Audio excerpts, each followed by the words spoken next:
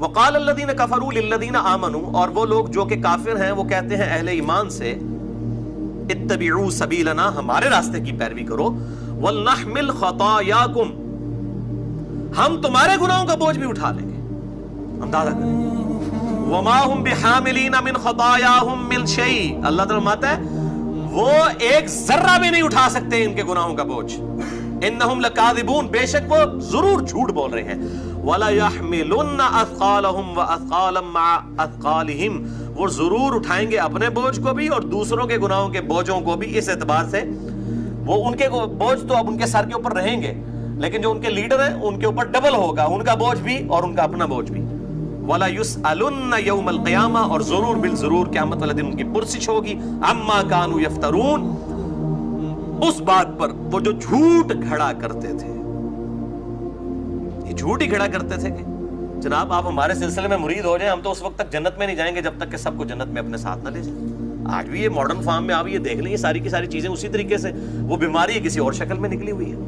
اس وقت بھی کافر کہتے تھے نبی صلی اللہ علیہ وآلہ وسلم پر ایمان نہ لاؤ، اپنے لیڈروں کے پیچھے چلو، ہم تمہارے گناہوں کا بوجھ اٹھائیں گے۔ اللہ تعالیٰ یہ نہیں اٹھا سکتے، ہاں یہ اس اعتبار سے ضرور اٹھائیں گے کہ تمہارے گناہوں کا بھی اپنے گناہوں کا، جبکہ ان کے اپنے گناہوں میں کوئی کمی نہیں ہے۔ یہ بڑا اس اعتبار سے سمجھنے کا مقام ہے یہ پورا رکوع۔ اب قرآن پاک اب بند کر دیجئے، میں نے اسی کانٹیکسٹ میں کچھ کراس ریفرنس کے طور پہ آیات ڈسکس کرنی ہے۔ میرے بھائیو، اللہ تعالیٰ کے دین کو مخلوق تک پہنچانے کی پرائمری رسپانسبلٹی کس کی ہے؟ پیغمبروں کی علیہم السلام۔ لیکن پیغمبروں کو بھی اللہ تعالیٰ کیا بات ارشاد فرما رہے ہیں؟ فَلَعَلَّكَ بَاخِعٌ نَفْسَكَ عَلَىٰ آثَارِهِمْ إِن لَّمْ يُؤْمِنُوا بِهَٰذَا الْحَدِيثِ أَسَفًا۔ اے محبوب صلی اللہ علیہ وآلہ وسلم، کیا تم اپنی جان کو ہلاک کر دو گے اس غم میں کہ لوگ اس قرآن کے اوپر ایمان نہیں لا رہے؟ اپنے آپ کو ہلاک کر لو گے اس غم سے؟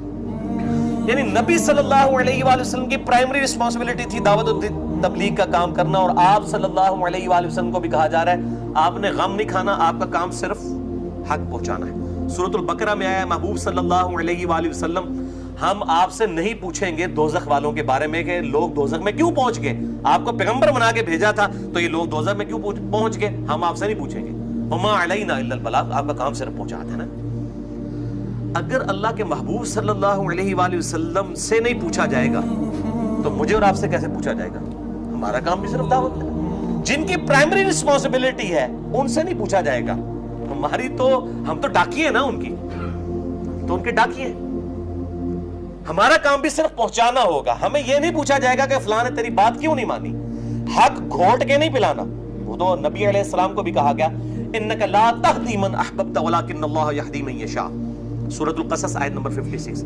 بے شک اے محبوب صلی اللہ علیہ وآلہ وسلم، جس سے آپ محبت کرتے ہیں آپ اس کو ہدایت نہیں دے سکتے، اللہ تعالیٰ چاہتا ہے جسے ہدایت دیتا ہے، اور وہ بہتر جانتا ہے کہ کس کو ہدایت دینی ہے، کون ہدایت کا طلبگار ہے۔ والذین جاہدوا فینا لنہدینہم سبلنا، جو لوگ ہماری راہ میں کوشش کریں گے ہم ان کے لیے اپنی راہیں کھولیں گے۔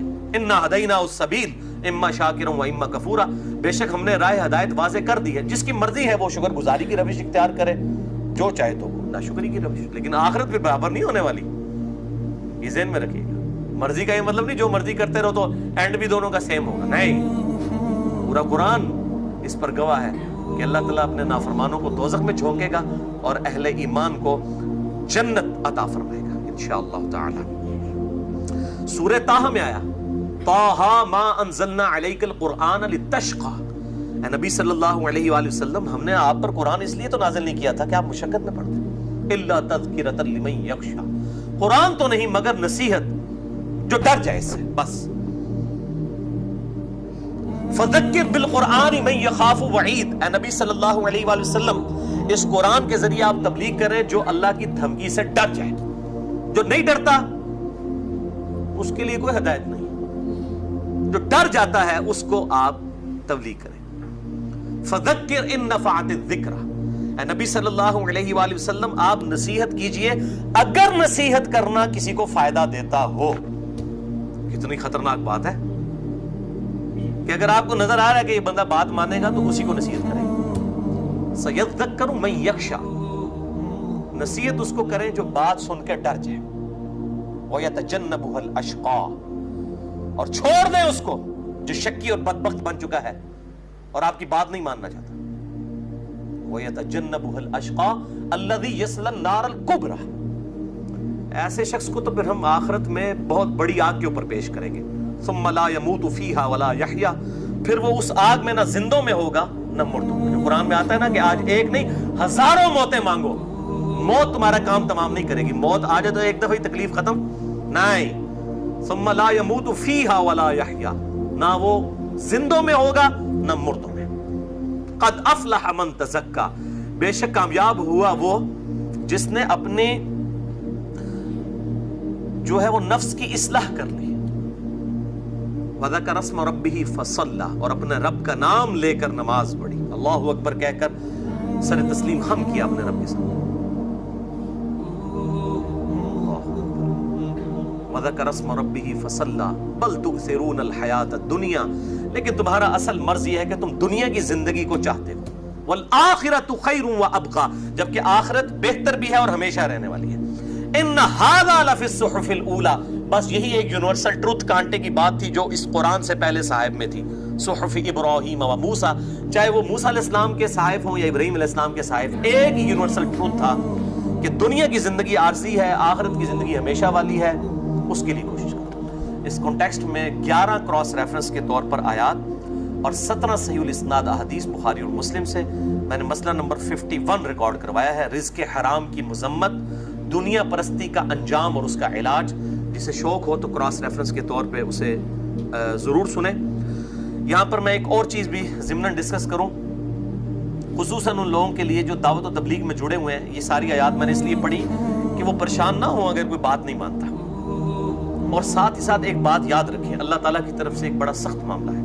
وَإِذَا خَاطَبَهُمُ الْجَاهِلُونَ قَالُوا سَلَامًا، اہل ایمان کی نشانی یہ ہے کہ جب جاہلوں سے ان کا واسطہ پڑتا ہے کہتے ہیں جناب السلام علیکم، سلام میں متارکت کرتے ہیں، ان کے ساتھ بحث نہیں کرتے. ان کو پتا ہے کہ ان جاہلوں نے ماننا ہی کوئی نہیں ہے، وہ اپنا ٹائم نہیں ان کے اوپر ضائع کرتے. لیکن یہاں کئی لوگ ہیں وہ بالکل تلے ہوتے ہیں اگلے بندے کو بات سمجھانے کے. یہ ہماری ذمہ داری نہیں ہے. جس کی پرائمری رسپانسبلٹی ہے اس کو اللہ تعالیٰ کہہ رہے ہیں ہم آپ سے نہیں پوچھیں گے لوگ دوزخ میں کیوں پہنچ گئے. تو میری کہاں سے ذمہ داری ہے؟ میرا کام بھی صرف پہنچانا ہے.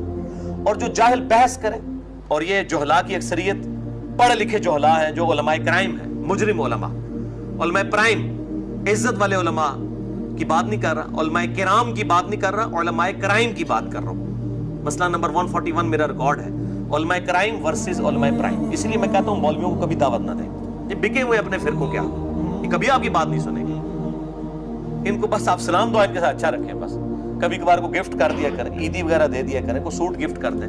ان کے شر سے بچنے کے لیے تقیہ کریں، جو سورہ ال عمران میں ہے کہ شر سے بچنے کے لیے تقیہ کیا جا سکتا ہے. تو یہ تقیۃً ہی ان کو بے شک گفٹ کریں. وَإِذَا خَاطَبَهُمُ الْجَاهِلُونَ قَالُوا سَلَامًا، جو جاہل ہیں ان سے بس سلام دعائی رکھنی ہے، بحث نہیں کرنی. میں نے اس پر جب دقت نظر سے سوچا تو میں اس رزلٹ پہ پہنچا کہ 3 بڑے نقصان ہو جاتے ہیں جب آپ جاہلوں کے ساتھ بحث میں الجھ جاتے ہیں، چاہے وہ علماء میں ہو چاہے عوام الناس میں.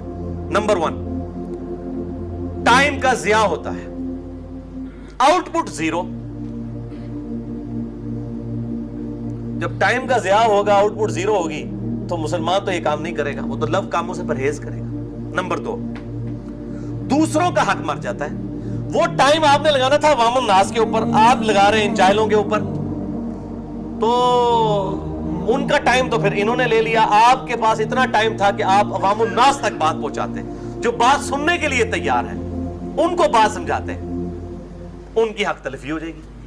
اور نمبر 3 جو سب سے خطرناک نقصان ہے وہ یہ ہے کہ آپ دعوت و تبلیغ کے کام سے متنفر ہو جائیں گے، کیونکہ آپ کہیں گے یار میں اتنی محنت سے لوگوں کو قرآن حکیم کی آیات دکھاتا ہوں، بخاری مسلم سے حدیث سناتا ہوں، لوگ پھر بھی نہیں مانتے.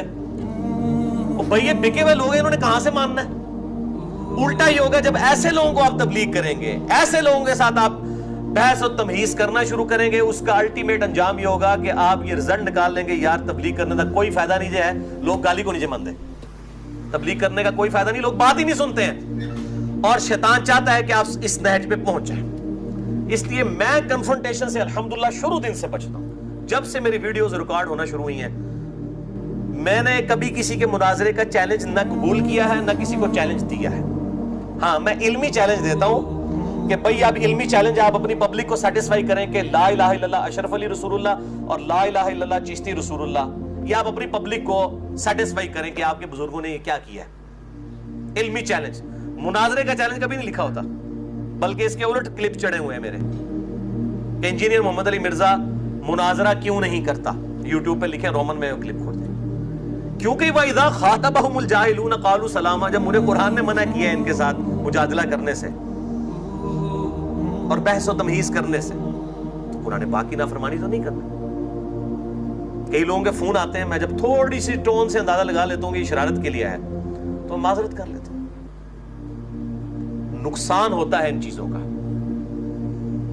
اس لیے میں نے اپنے بھائیوں کو بھی منع کیا دعوت و تبلیغ کے اعتبار سے کہ چاہے کوئی گالیاں بھی دیتا ہے ہماری دعوت کے اگینسٹ, کچھ بھی کرتا ہے, آپ بس اپنی دعوت لوگوں تک لانچ کریں.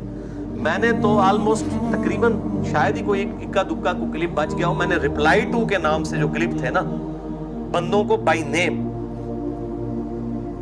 سوائے ایک چند کریٹیکل چیزوں کے ڈیلیٹ کر دی, یوٹیوب سے ڈیلیٹ کر دی. اس کا نقصان ہوتا ہے کہ وہ جن بندوں کو ریپلائی ہم کر رہے تھے کچھ عرصہ پہلے, ان کو تو گلی محلے کے لوگ نہیں جانتے, اور ہماری دعوت الحمدللہ آج کروڑوں لوگوں تک پہنچی. میں نے بتایا نا 8 سے 1 سال پہلے ہمارے یوٹیوب کے جو وزٹرز تھے ان کی تعداد مہینے میں 1 سے 1.5 لاکھ تھی. آج روزانہ 1 لاکھ سے زیادہ ہے الحمدللہ. ایک چینل جو شارٹ کلپ کا ہے سبسکرائبرز اس کے 1 لاکھ سے زیادہ ہو چکے ہیں.